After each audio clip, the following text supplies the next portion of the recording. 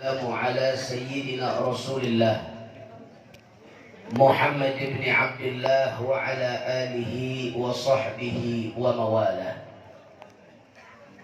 أشهد أن لا إله إلا الله وحده لا شريك له، وأشهد أن سيدنا محمدا صلى الله عليه وسلم عبده ورسوله لا نبي بعده. اللهم صل وسلم وبارك على سيدنا وحبيبنا وشفيعنا ومولانا نبينا محمد وعلى آله الطاهرين الطيبين وأصحابه الغر الميامين ومن تبعهم بإحسان إلى يوم الدين. أحبائي الكرام، أوصيكم جميعا ونفسي بتقوى الله وبطاعة رسول الله صلى الله عليه وصحبه وسلم. والله سبحانه وتعالى أمرنا بالتقوى، وقال تعالى في كتابه العزيز: يا أيها الذين آمنوا اتقوا الله حق تقاته ولا تموتن إلا وأنتم مسلمون. وقال نبيكم سيدنا محمد صلى الله عليه وسلم: عليك بتقوى الله فإنها جماع كل خير.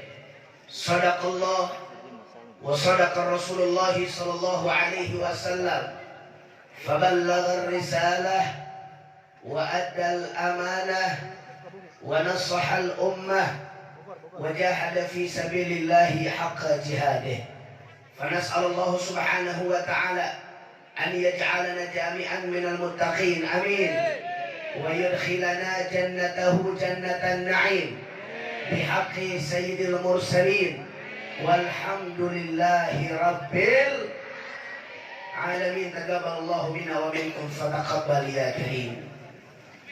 Kepada para habaib, para alimil ulama, para kiai, para ajengan, dan juga kepada para tokoh masyarakat wabil khusus yang sama kita cintai dan yang sama kita muliakan, yaitu seluruh dan segenap keluarga besar daripada Sahibul Khol, yaitu almarhum al-maghfurlah Kiai Haji Matinuddin Ibrahim. Kita doakan semoga keluarga besar beliau diberikan panjang umur oleh Allah, disehatkan badannya, digampangkan rezekinya, Allah permudah urusan dunia dan akhiratnya, amin ya rabbal alamin. Dan juga salam yang sangat khusus saya sampaikan kepada Al-Mukarram Al-Muhtaram Kiai Haji Abdul Hamid. Kita doakan semoga beliau diberikan panjang umur oleh Allah, diberi kekuatan istiqamah di jalan Allah. Dan juga tidak lupa salam penghormatan saya sampaikan kepada yaitu Kiai Haji Abung. Kita doakan juga semoga beliau diberikan panjang umur oleh Allah Subhanahu wa taala. Wabil khusus salam penghormatan saya sampaikan kepada guru kita semua yang baru saja menyampaikan mau'izah yang sangat luar biasa, yaitu Al-Mukarram Al-Muhtaram Al-Ustadzul Mubarak, yaitu Al-Ustadz Muhaimin. Kita doakan semoga beliau diberikan panjang umur oleh Allah Subhanahu wa taala, diberikan keberkahan di dalam kehidupannya, diberikan kemenangan di dalam perjuangan dakwahnya, dan diberikan kemenangan dari dunia hingga akhiratnya, amin ya rabbal alamin. Dan juga salam yang sangat khusus saya sampaikan kepada seluruh dan segenap jajaran panitia penyelenggara, wabil khusus kepada putra putri alumni daripada Pondok Pesantren Nurul Huda. Kita doakan semoga para panitia penyelenggara diberikan pahala yang berlipat ganda oleh Allah Subhanahu wa taala, diberikan keberkahan di dalam kehidupannya, diberikan kebahagiaan dari dunia sampai akhiratnya, amin ya rabbal alamin. Dan juga salam yang sangat istimewa Saya sampaikan kepada antum semua yang hadir di tempat ini, baik kaum bapak juga kaum ibu, pemuda-pemudi, mudah-mudahan kumpulnya kita di tempat ini menjadi penyebab turunnya rahmat dan barakah dari Allah Subhanahu wa taala. Dan tidaklah kita keluar dari tempat ini melainkan segala dosa dan kesalahan kita diampuni oleh Allah. Mudah-mudahan kita semua yang hadir diberikan panjang umur. Yang lagi sakit Allah angkat penyakitnya. Yang lagi susah Allah ganti dengan kebahagiaan. Yang sempit Allah lapangkan.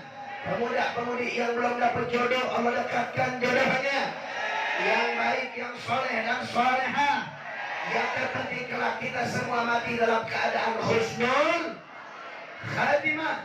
Dan kita semua masuk ke dalam surganya Allah. Dan dikumpulkan bersama baginda Nabi besar Muhammad sallallahu alaihi wasallam. Amin ya rabbal alamin. Ahibba'il kiram, setelah puja dan puji syukur kita panjatkan mutlak bagi Allah Jalla Jalaluh. Setelah salawat dan salam kita curahkan kepada junjungan alam baginda Nabi besar Muhammad sallallahu alaihi wasallam. Pada kesempatan malam hari ini, di tempat yang penuh keberkahan ini tempat menjadi tempat turunnya maghfirah dari Allah Subhanahu wa taala. Ini tempat menjadi tempat turunnya rahmat dari Allah, menjadi tempat turunnya pengampunan dari Allah. Maka alangkah ruginya jikalau kita yang hadir pada malam hari ini tanpa mengucap rasa syukur kepada Allah Subhanahu wa taala. Maka dari itu, sebelum saya lanjut, saya mau tanya semua, jawab yang kompak. Kira-kira pada malam hari ini senang tidak? Senang tidak? Gembira tidak? Bersyukur tidak? Alhamdulillahirabbil alamin. Sama kita maklumi bahwasanya pada malam hari ini kita kumpul di tempat ini tidak lain dan tidak bukan dalam rangka yang pertama dan paling utama, kita semua berkumpul dalam rangka untuk mencari ridhonya Allah Subhanahu wa taala. Betul? Betul? Sehingga kita meminta kepada Allah, mudah-mudahan tidaklah kita keluar dari tempat ini melainkan Allah meridhoi kehidupan kita semua. Amin ya rabbal alamin. Dan juga tidak kalah pentingnya kita semua berkumpul pada malam hari ini. Yang pertama dalam rangka khul, yaitu Syekh Abdul Qadir Al-Jailani, dan juga khul daripada guru kita yaitu almarhum al-maghfurlah Kiai Haji Matiruddin Ibrahim. Mudah-mudahan kita semua yang hadir pada khulnya orang-orang mulia, mudah-mudahan kita mendapatkan keberkahan daripada beliau. Amin ya rabbal alamin. Nah saudara, tadi telah sama kita dengarkan bagaimana paparan ilmu yang luar biasa yang disampaikan oleh guru kita yaitu Kiai Haji Muhaimin yang sangat luar biasa. Saya hanya ingin menambahkan sedikit bahwasanya Nabi Shallallahu Alaihi Wasallam beliau diutus oleh Allah ke atas muka bumi ini sebagai rahmat untuk semesta alam. Sebagaimana Allah katakan dalam Al-Quranul Karim, faqala ta'ala wa ma arsalnaka illa rahmatan lil alamin. Tidaklah aku utus engkau wahai Nabi, tidaklah aku utus engkau wahai Rasul, melainkan sebagai rahmat untuk semesta alam. Nah saudara, arti daripada kata alam ialah kullu ma siwallah. Artinya seluruh ciptaan Allah, seluruh makhluk Allah kecuali Allah itu dinamakan dengan alam saudara. Alam ini meliputi daripada langit, bumi, malaikat, jin, manusia, tumbuhan, serta binatang. Itu semua dinamakan dengan alam. Dan jadi artinya saudara, bahwasanya Nabi kita yang mulia Sayyiduna Muhammad, beliau itu bukan hanya rahmat untuk manusia saja, akan tetapi sesuai dengan firman Allah, Allah katakan rahmatan alamin, berarti Nabi rahmat untuk kalangan para malaikat, rahmat untuk kalangan jin, rahmat untuk kalangan manusia, rahmat untuk kalangan tumbuhan, dan bahkan saudara. Betul? Betul? Itulah keagungan kita punya Nabi yang tidak diberikan oleh Allah kepada nabi-nabi yang lain, hanya diberikan kepada baginda Sayyiduna Muhammad sallallahu alaihi wasallam. Maka saya mau tanya, Nabi mulia tidak? Nabi agung tidak? Nabi sempurna tidak? Saya mau tanya, apakah ada manusia yang lebih agung dari Nabi? Apa ada manusia yang lebih hebat dari Nabi? Apa ada manusia yang lebih sempurna dari Nabi? Betul? Yakin? Percaya? Beriman? Takbir? Sallu ala Nabi. Allahumma salli wa sallim wa barik alaihi. Nah saudara, yang ingin saya sampaikan pada malam hari ini, bahwasanya kita melihat berapa banyak orang mengartikan rahmatan lil alamin, tetapi tidak sesuai pada tempatnya, saudara. Mereka memutarbalikkan artinya, mereka menafsirkan seenaknya. Bahkan ada beberapa kelompok yang mereka menafsirkan sesuai dengan kepentingan pribadinya, saudara. Apa mereka katakan? Nabi itu rahmatan lil alamin, Nabi manusia yang lembut, Nabi manusia yang sangat cinta, Nabi manusia yang penuh dengan perdamaian, sehingga Nabi beliau tidak pernah marah, beliau tidak pernah tegas, beliau tidak pernah perang, beliau tidak pernah mengajarkan kekerasan, beliau tidak pernah mengajarkan ketegasan. Ini saudara yang mengatakan sedemikian rupa, sesungguhnya mereka telah mengartikan rahmatan lil alamin keluar daripada jalurnya baginda Nabi besar Muhammad sallallahu alaihi wasallam. Saudara, ingin saya sampaikan bahwasanya demi Allah tidak ada manusia yang lebih lembut daripada Nabi Muhammad. Nabi Muhammad manusia yang paling lembut, manusia yang paling sopan, manusia yang paling penuh dengan cinta, manusia yang paling penuh dengan kasih sayang, sehingga demi Allah kasih sayang Nabi terhadap umatnya melebihi kasih sayang seorang tua, melebihi kasih sayang seorang ibu terhadap anaknya, saudara. Karena kenapa? Kita lihat bagaimana di detik-detik nafas terakhir beliau, yang beliau lontarkan daripada mulutnya yang mulia, bukan keluarganya, bukan sahabatnya, bukan kerabatnya, bukan harta, bukan urusan dunia, tapi apa yang keluar dari mulut terakhir beliau, detik-detik beliau dicabut nyawanya oleh Allah, yang keluar dari mulut beliau tidak lain dan tidak bukan adalah ummati, ummati, umatku, umatku. Sampai detik terakhir yang beliau ingat adalah umatnya. Siapa umat beliau? Adalah kita semua, saudara.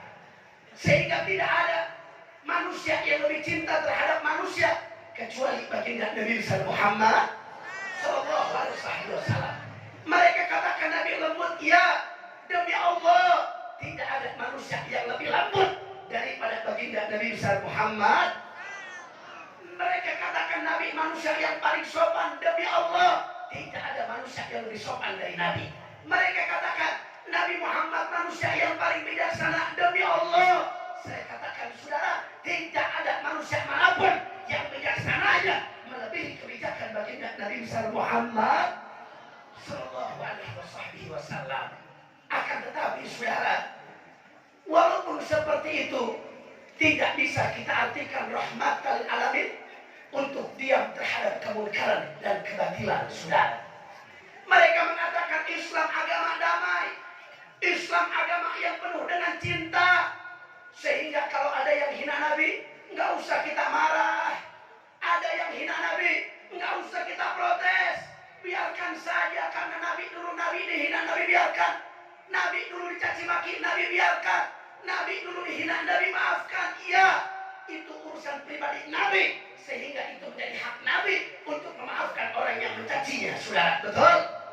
Tapi siapa kita, siapa Rasulullah? Siapa kita, siapa Nabi Muhammad? Beliau manusia yang sempurna, beliau manusia yang agung, manusia yang mulia, sehingga itu menjadi hak Nabi Muhammad. Ketika ada orang menghina dirinya, itu hak Nabi untuk memaafkannya. Kemudian saudara, apakah kita sebagai umat Nabi memilih hak? Apakah kita mempunyai hak untuk memaafkan seorang penghina Nabi? Tidak, saudara. kita nggak punya hak untuk memaafkan orang yang menghina Nabi Muhammad. Betul? Betul? Urusan Nabi, ya Nabi maafkan. Urusan Nabi pribadi, ya Nabi maafkan.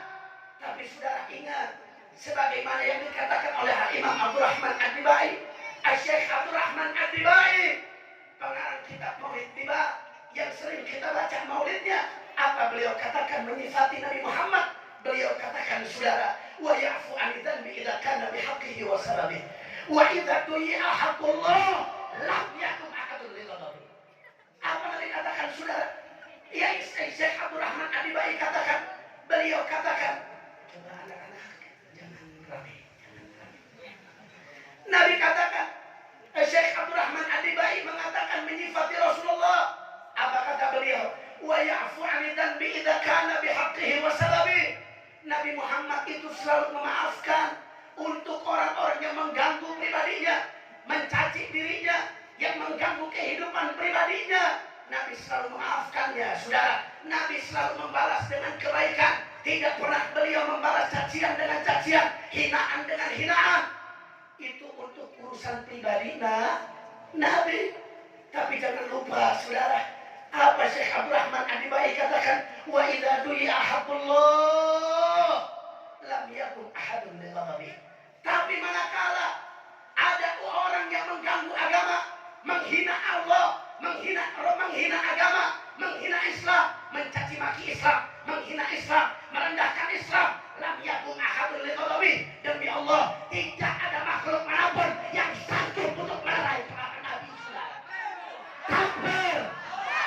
Takbir. Sallu ala nabi. Allahumma salli wa sallim wa barik alaihi. Lihat, saudara, ini kenyataan. Ini yang disifati oleh Syekh Abdurrahman Ad-Dibai, seorang waliullah. Beliau menyifati Nabi Muhammad. Nabi urusan pribadinya diganggu, itu haknya beliau. Nabi urusan pribadinya dihina, Nabi maafkan, haknya beliau. Siapa kita, siapa Nabi Muhammad? Tapi jangan lupa, selembut-lembutnya Nabi, sesopan-sopannya Nabi, sebijak-bijaknya Nabi. Beliau tidak pernah mendiamkan kemungkaran, kebatilan ketika ada kemaksiatan depan mata beliau, saudara. Betul? Betul? Betul? Berarti kalau begitu rahmatan lil alamin bisa diartikan diam tidak terhadap kemungkaran? Bisa tidak? Bisa tidak? Apa bisa diartikan diam terhadap kezaliman? Apa bisa diartikan diam terhadap kebatilan? Apa bisa diartikan diam terhadap kemaksiatan? Betul? Takbir. Sallu ala nabi. Allahumma salli wa sallim wa barik alaihi. Gak bisa, saudara. Mereka pelaku-pelaku kemaksiatan, mereka pelaku-pelaku kezaliman, mereka mengartikan rahmatan lil alamin dengan urusan kepentingan pribadinya, saudara. Mereka para penjual minuman keras, mereka pelaku maksiat, mereka penjudi, mereka perzina. Apa mereka katakan? Kalau ada perzinahan, nggak usah kita gerebek, nggak usah kita sweeping. Islam kan penuh dengan cinta, Islam kan rahmatan lil alamin, nggak usah kita sweeping, biarkan saja. Ada yang mabuk, biarkan saja. Ada yang zina, biarkan saja. Ada yang judi, biarkan saja. Ada yang kumpul kebo, biarkan saja. Islam kan agama rahmatul alamin. Islam kan cinta damai. Islam penuh dengan kasih sayang. Biarkan saja. Kita doa saja kepada Allah. Saya mau tanya, ini benar atau tidak, saudara? Salah atau tidak? Salah, saudara. Salah. Tidak bisa mereka mengartikan rahmatan lil alamin untuk diam terhadap kemaksiatan, saudara. Betul? Betul? Lalu, saudara, untuk apa Nabi pernah ikut dalam peperangan? Dalam perang Uhud, saudara. Dalam perang Uhud, Nabi Muhammad beliau ikut dalam peperangan sampai gigi geraham beliau patah, pelipis beliau berdarah, lutut beliau berdarah. Apakah Nabi tidak pernah ikut peperangan? Berapa kali Nabi Muhammad ikut hadir dalam peperangan, saudara? Artinya apa? Selembut-lembutnya Nabi tidak pernah membiarkan kebatilan dan kezaliman, saudara. Betul? Betul? Betul? Kira-kira sampai sini jelas tidak? Jelas tidak? Paham semua? Insya Allah. Nah, jadi ini yang ingin saya sampaikan, saudara. Demi Allah, tidak ada manusia yang lebih lembut daripada Nabi Muhammad.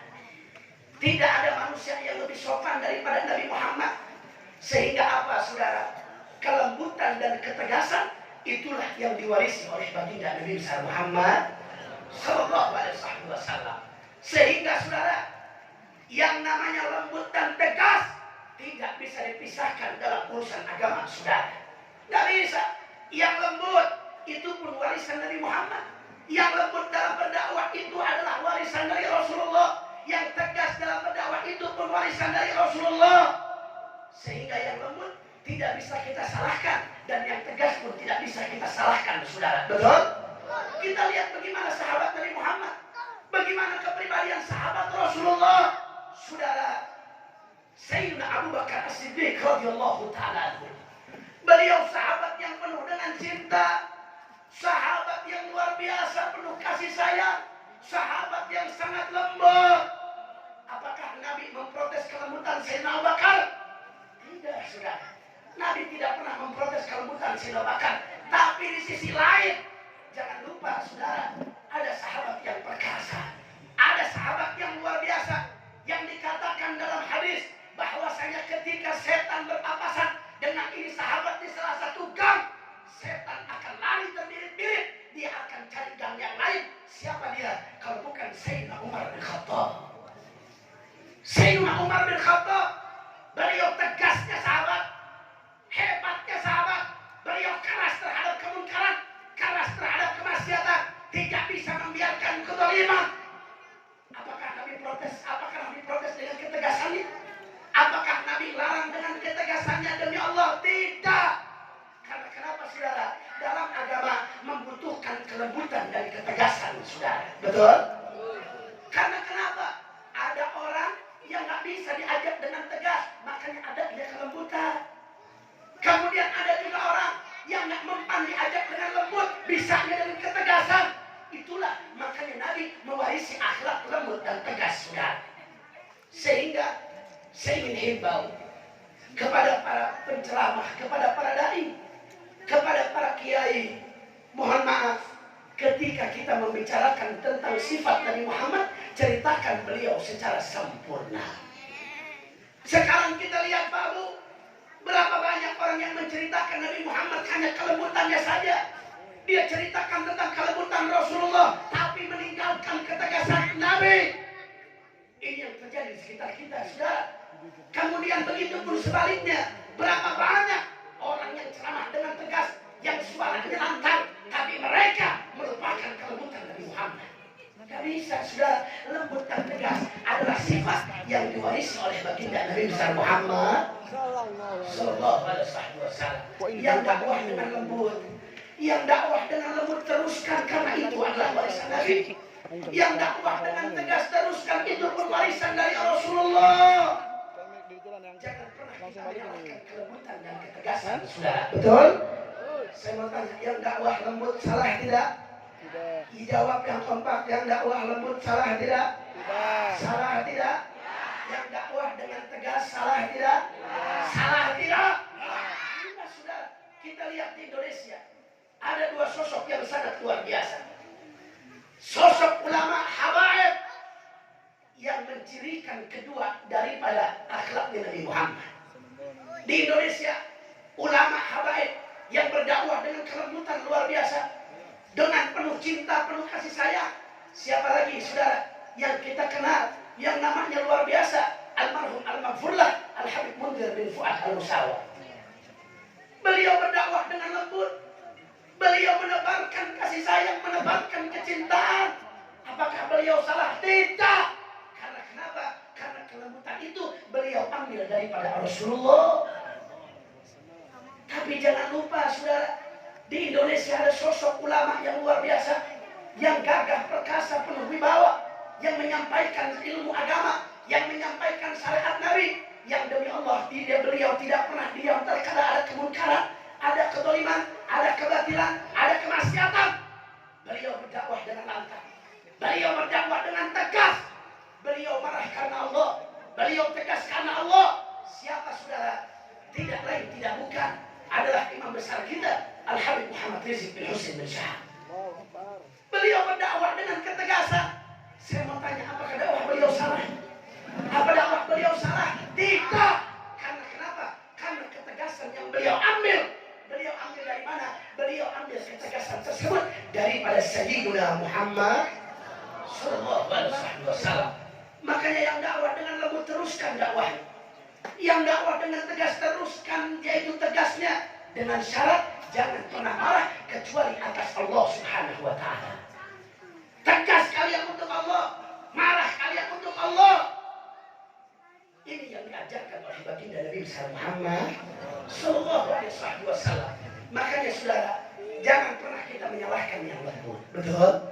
Zaman sekarang kita lihat Pak Bu, kalau ada ulama dakwahnya lembut, apa umat katakan? Oh, ini mah lemes, les, lebay, tunduh. Betul? Betul? Artinya apa saudara? Seakan-akan dia menolak kelembutan yang dibawa oleh Nabi Muhammad. Nggak bisa saudara. Kemudian kita hanya boleh berceramah tentang tegasnya Nabi, tentang Nabi marah-marah. Saudara, seakan-akan kalau kita bercerita tentang ketegasan Nabi saja, seakan-akan agama ini angker saudara. Seakan-akan agama ini horor, agama ini seram, agama ini serem luar biasa. Tidak saudara, agama ini tidak seram, agama ini indah.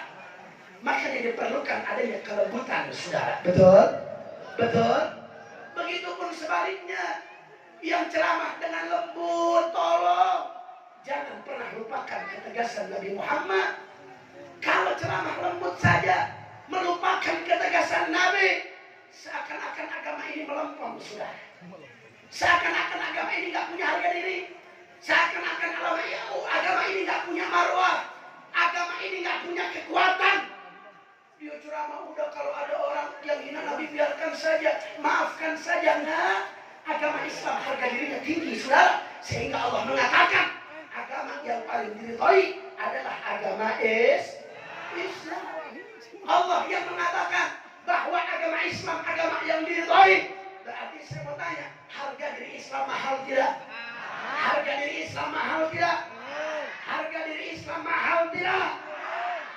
Saudara, kalau kita berceramah tentang kelembutannya saja, seakan-akan agama ini lebay, seakan-akan agama ini nggak punya kekuatan, seakan-akan agama ini nggak punya power demi Allah. Tidak.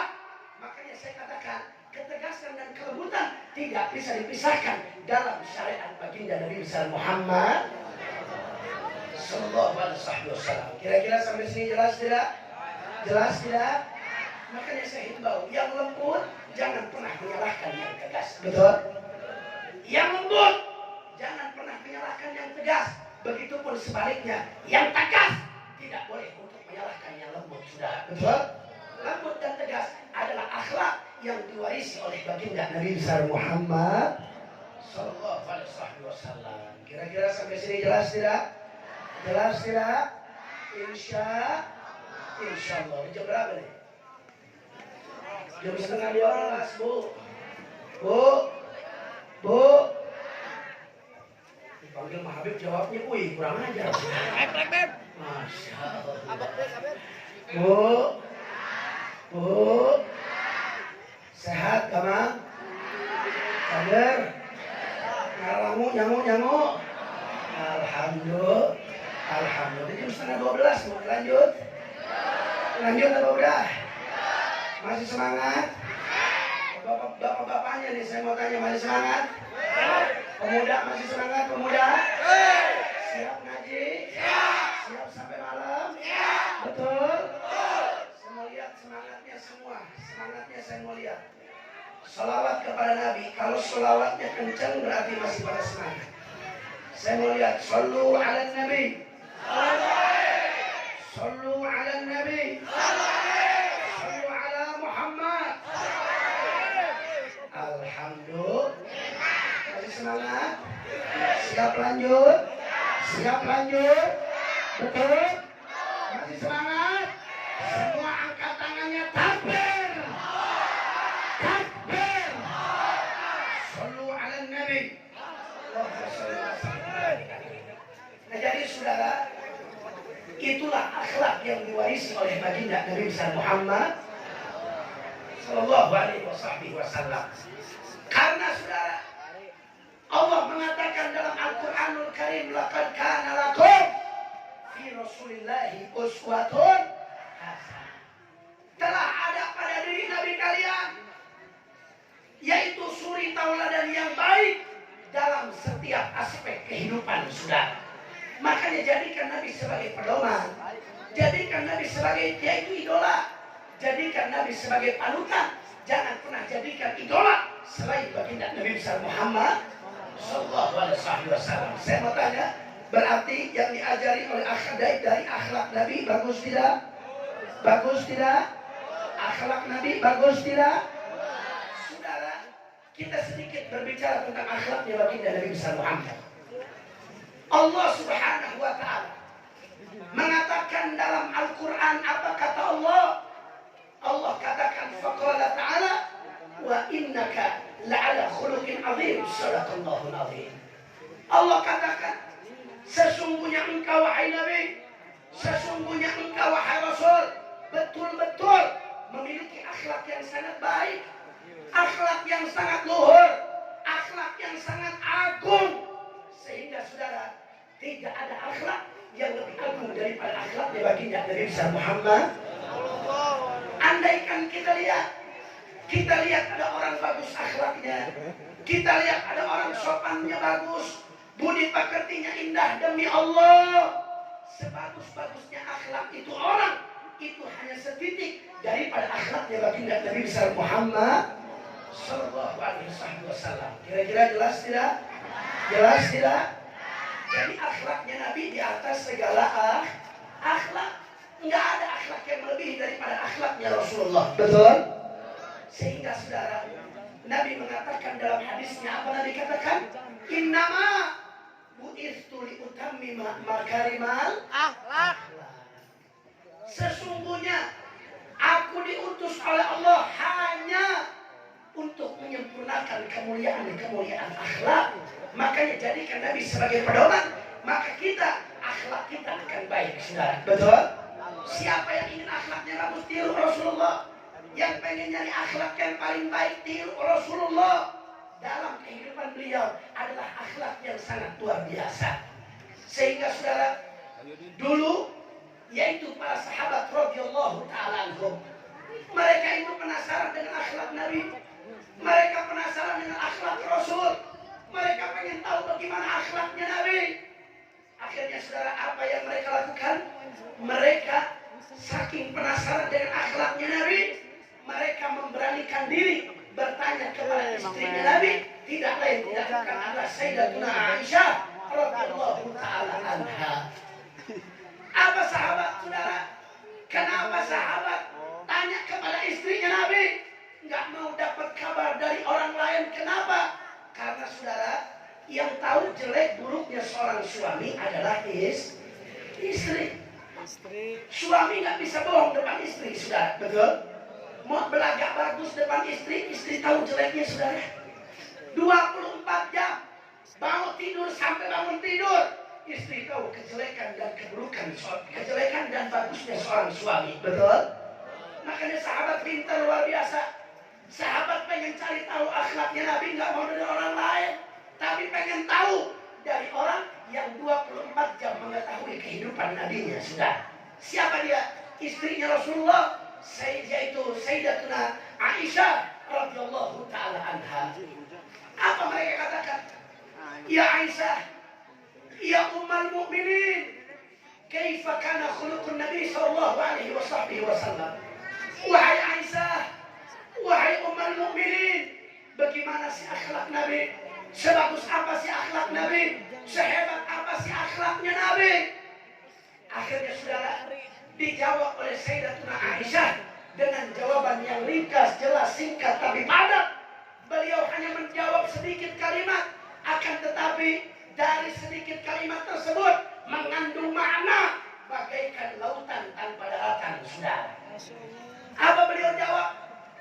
Beliau menjawab, karena khuluquhul Quran, subhanallah. Apa jawaban Sayyidatuna Aisyah? Para sahabat Nabi, kata beliau, para sahabat Rasul, kalau kalian pengen tahu akhlak Nabi, kalau kalian penasaran dengan akhlak Nabi, maka ketahuilah akhlak Nabi adalah Al-Quran. Akhlak Nabi adalah Al-Quran. Kemana Al-Quran itu membawa, kesanalah Nabi Muhammad akan mengikutinya, saudara. Betul? Al-Quranul Karim memerintahkan untuk sholat demi Allah. Nabi Muhammad belum pernah meninggalkan kewajiban sholat, saudara. Betul? Al-Quranul Karim memerintahkan untuk zakat demi Allah. Nabi Muhammad belum pernah meninggalkan kewajiban zakat. Al-Quranul Karim memerintahkan untuk berpuasa di bulan Ramadan demi Allah. Nabi Muhammad belum pernah meninggalkan kewajiban puasa di bulan Ramadan. Al-Quranul Karim memerintahkan untuk tidak bermaksiat kepada Allah, tidak durhaka kepada Allah.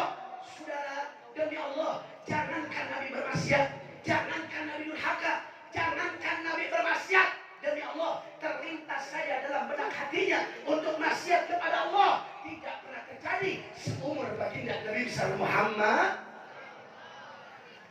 Artinya apa yang kata Allah lah perintahkan Nabi lakukan, apa yang Allah larang Nabi tinggalkan, apa yang kata Allah halal ya halal, apa yang kata Allah haram ya haram.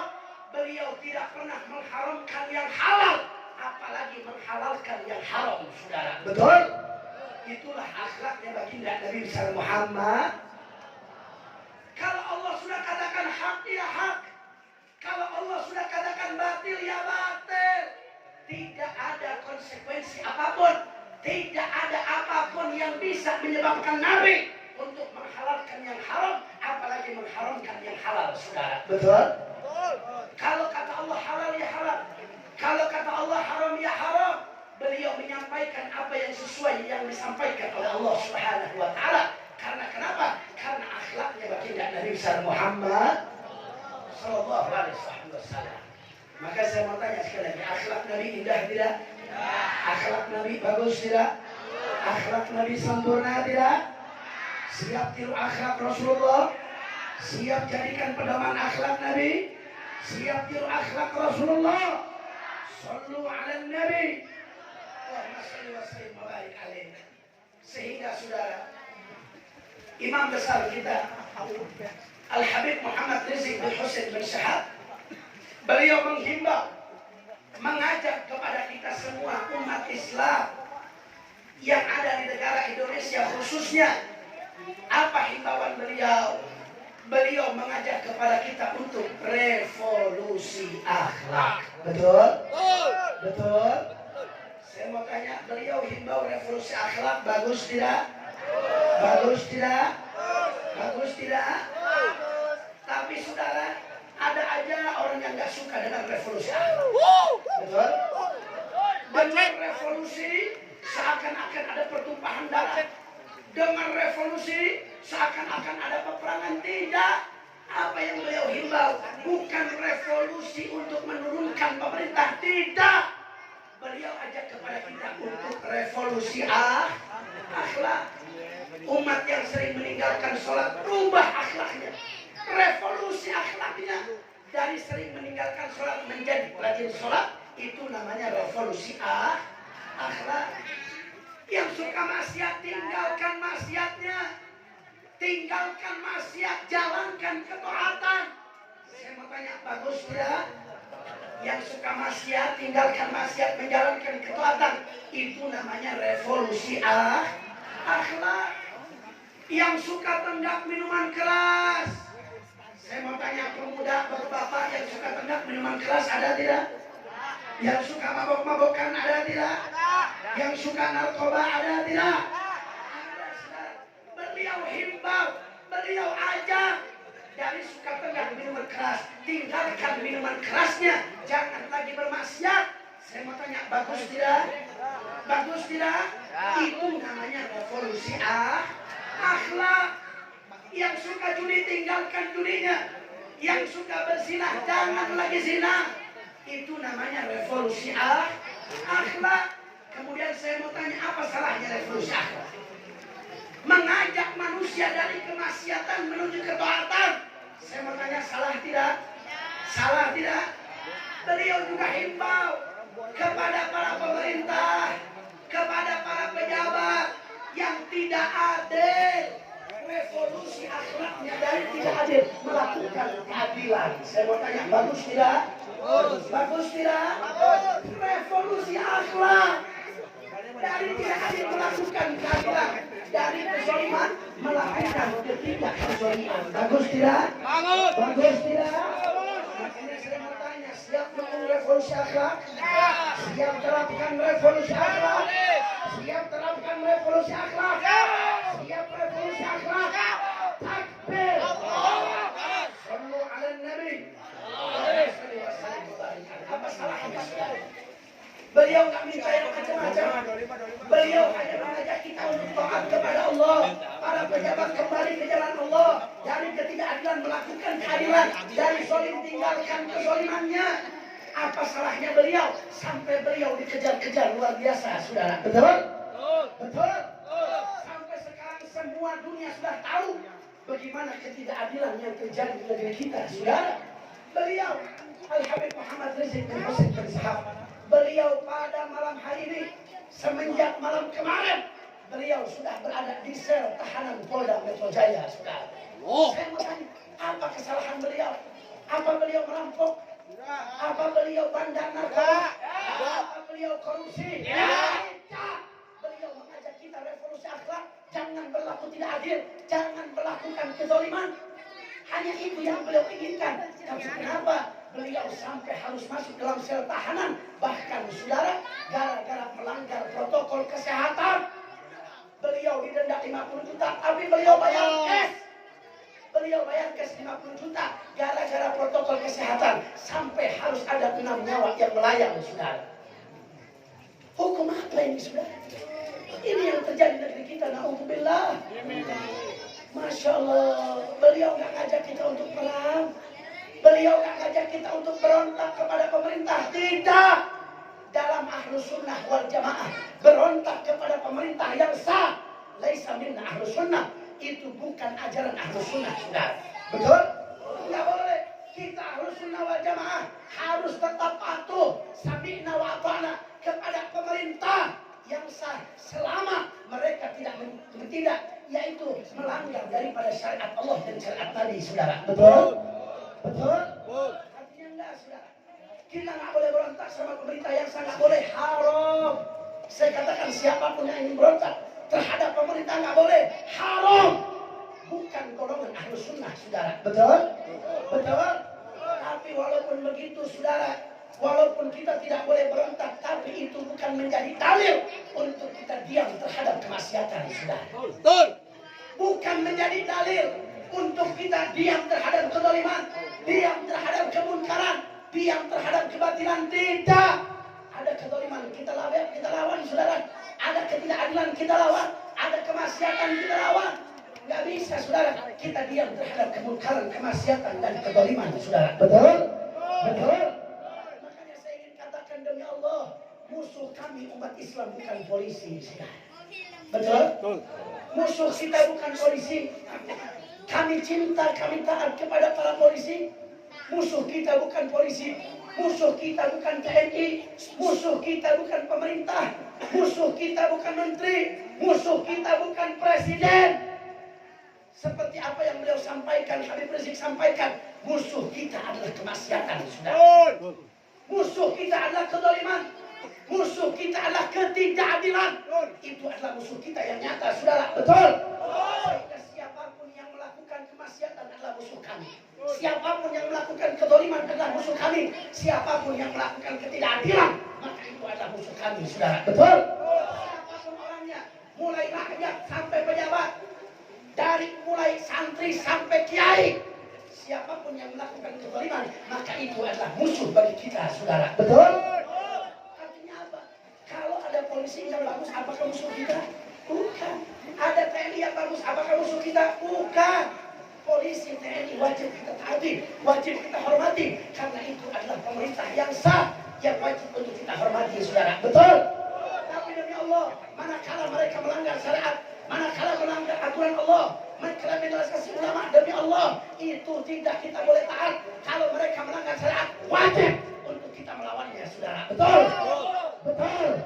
Takbir. Ini, saudara, makanya jangan sembarangan lihat polisi, kamu tuan. Jangan saudara. Polisi adalah saudara kita. Polisi masih banyak yang bagus, masih banyak yang istiqomah, masih banyak yang cinta kepada para habaib. Hormati mereka. Siapa yang melanggar syariat Allah, itu yang kita lawan, saudara. Betul? Kira-kira sampai sini kelas tidak? Jadi saya mau tanya, musuh kita polisi bukan? Musuh kita polisi bukan? Musuh kita TNI bukan? Musuh kita anggota DPR bukan? Musuh kita pejabat bukan? Musuh kita presiden bukan? Siapa musuh kita? Musuh kita adalah kemaksiatan. Musuh kita kezaliman. Musuh kita ketidakadilan. Musuh kita adalah kebatilan, saudara. Betul? Betul? Makanya saya mau tanya semua umat Islam, siap terus lawan kemunkaran, siap lawan kezaliman, siap lawan kebatilan.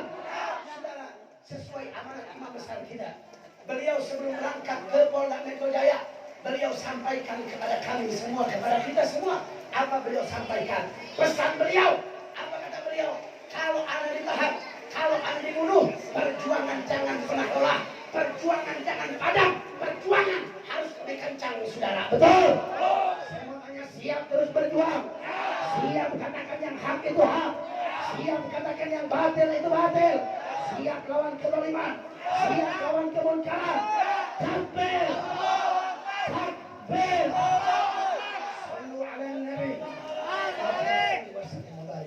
Kira-kira sampai sini jelas tidak? Insya Allah. Sehingga saudara akhirnya kita berdoa kepada Allah. Alhamdulillah dengan turunnya hujan. Saudara jangan takut sama hujan. Coba ibu-ibu geser ke sini, geser ke belakang. Geser ke depan, geser ke depan. Geser ke belakang. Nabi mengatakan dalam hadis, apa kata beliau? Nuzulul matar istajabud du'a. Amin. Apa kata Nabi? Ketika turun hujan, maka itu tanda-tanda doa kita dikabul oleh Allah Subhanahu wa taala. Alhamdulillah. Mudah-mudahan doa kita dikabulkan oleh Allah Subhanahu wa taala. Kita minta kepada Allah, ya Allah selamatkanlah para ulama kami, ya Allah. Lindungilah para ulama kami, ya Allah. Khususnya kita doakan Habib Muhammad Rizki, mudah-mudahan diberikan panjang umur, mudah-mudahan dijaga oleh Allah, mudah-mudahan diberi kesabaran oleh Allah, diberi kekuatan oleh Allah, diberi ketabahan oleh Allah Subhanahu wa taala. Amin ya rabbal alamin. Juga guru-guru kita semua, para ulama kita, para kiai kita doakan semoga mereka semua diberikan istiqamah di jalan Allah. Semoga perjuangan dakwahnya diberikan kemenangan oleh Allah. Amin ya rabbal alamin. Khususnya kita doakan semua, yaitu Sahibul Khol almarhum almarfullah Kiai Haji Hakim Mati Ibrahim. Kita doakan semoga beliau kubur dijadikan raudhah min riyadhil jannah. Mudah-mudahan kubur beliau diterangi dengan rahmat ya Allah. Mudah-mudahan kita semua yang hadir mendapatkan keberkahan dari beliau. Amin amin ya rabbal alamin. Ala hadhihi niyyah wa li kulli niyyatin salihah wa ila hadratin nabi sallallahu alaihi wasallam.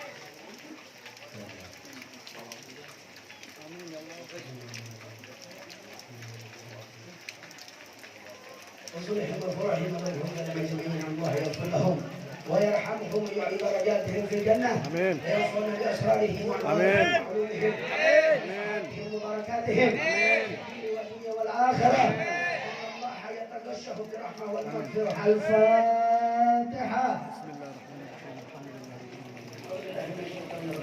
الله الرحمن الرحيم.